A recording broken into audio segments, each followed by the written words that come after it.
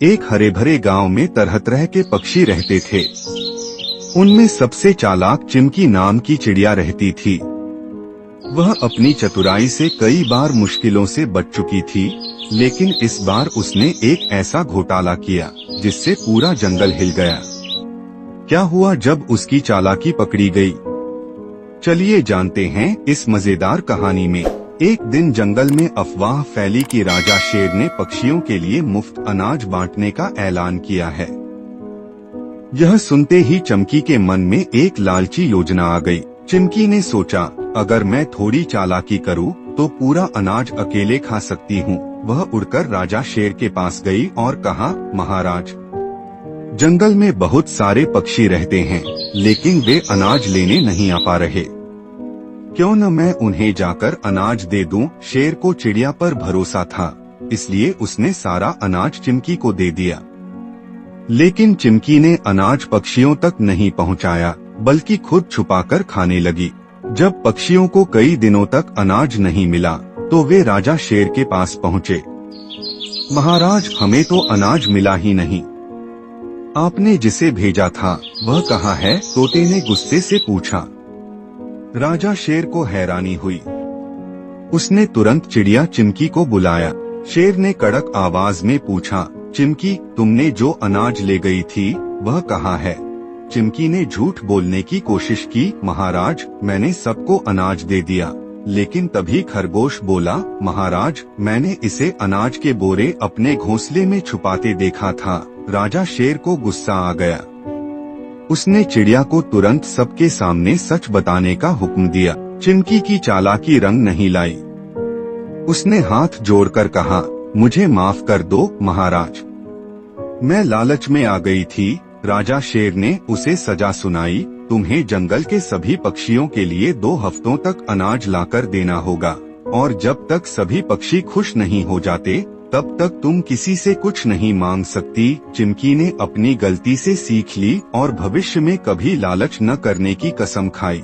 चिमकी को राजा शेर से मिली सजा पूरी करनी थी, लेकिन उसका लालच अभी भी कम नहीं हुआ था।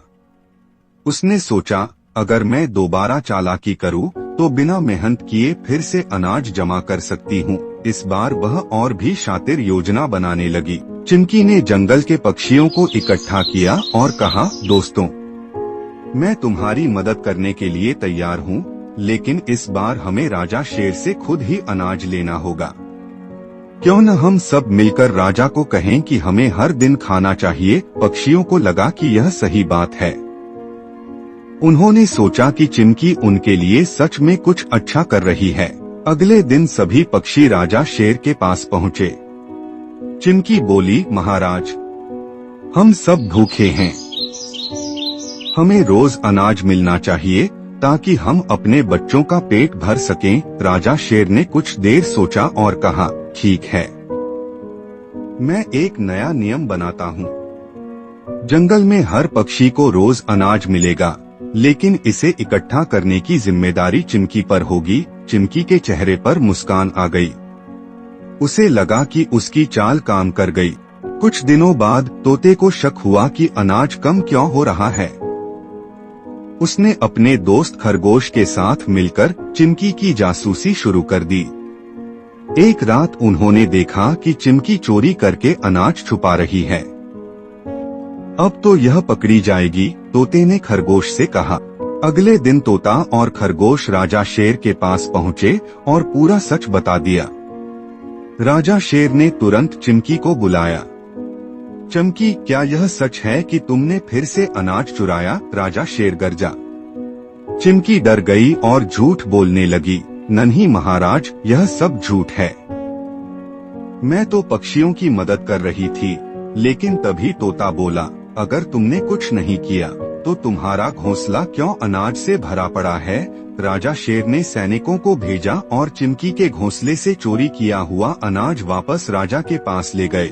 राजा शेर ने गुस्से में कहा, अब से चिमकी को जंगल के किसी भी पक्षी से खाना मांगने की इजाजत नहीं होगी।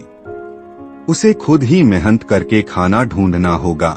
चिमकी को समझ आ गया कि उसकी चालाकी इस बार नहीं चली। उसे अब खुद मेहनत करनी होगी, जैसे बाकी पक्षी करते थे। इस कहानी से हमें सीख मिलती है कि ईमानदारी सबसे बड़ी दौलत है और धोखा देने वाले को एक दिन सजा जरूर मिलती है। अगर आपको यह कहानी पसंद आई हो तो वीडियो को लाइक और चैनल को सब्सक्राइब जरूर करें।